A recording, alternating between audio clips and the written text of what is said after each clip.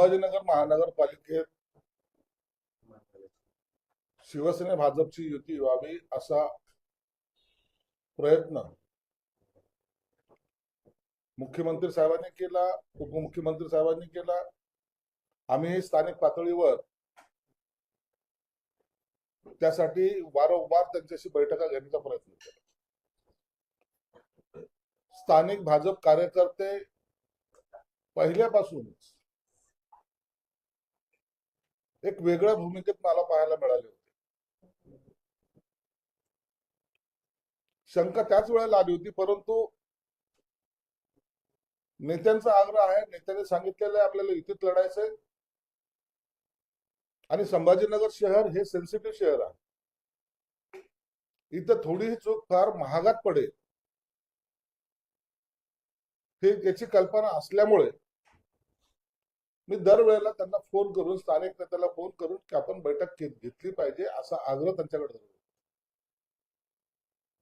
युतीच्या जवळपास 9-10 बैठका झाल्या।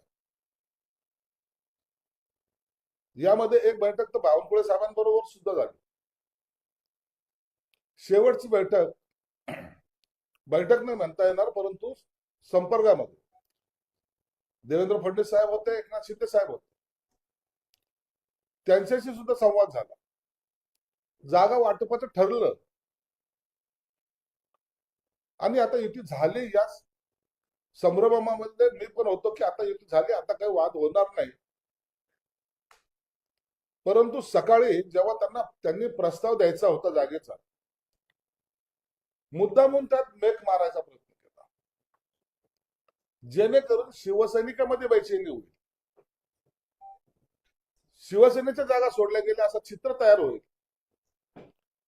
आणि तसा प्रस्ताव त्यांनी माझ्याकडे काल दुपारी 4:30 वाजता आणला। जे रात्री ठरलंय त्याच्यामध्ये चेंजेस कशाला?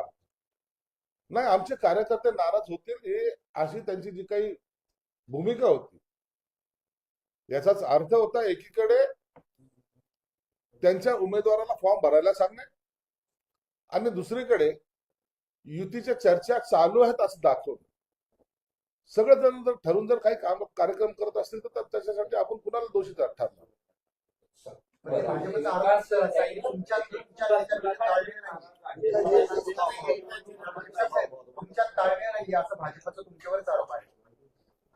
त्याचं आता उत्तर निवडणुकीमध्ये नाही, कोणी काय राजीनामा देत नाही, काय नाही। आम्ही आमच्यामध्ये खऱ्या अर्थानं नाराजी एवढीच होती की ज्यांच्या बरोबर आपण युती करतोय ते आपल्याला ज्या पद्धतीची वागणूक देत आहेत ते बरोबर नाहीये, ही चीड प्रत्येकाच्या मनामध्ये आली होती। काल तुम्ही पाहिलं माझ्या घरासमोर अनेक शिवसैनिक आले होते, त्यांची तीच भावना होती आणि म्हणून आमच्यामध्ये असलेले जे काही सर्वांचं मत होतं, आता ते मत एवढ्या टोकाला गेलं होतं की ते फसवतायत आणि तुम्ही फसल्या जाताय। तुमच्यावरती खापर फोडलं जात आहे असं भाजपाचं मत आहे, आमच्यावर खापर फोडलं जात आहे। तुमच्या अंतर्गत राजकारणामुळे तुम्ही युती तोडताय असा भाजपचा आरोप आहे। भाजपला आता बोलायला लावू नका, या स्थानिक नेत्याला सांगतो थोडा आवर घाला। तुम्ही काय केलंय आता आणखी मी स्पष्ट बोलणं योग्य नाही, म्हणून मी थोडा संयम राखतोय।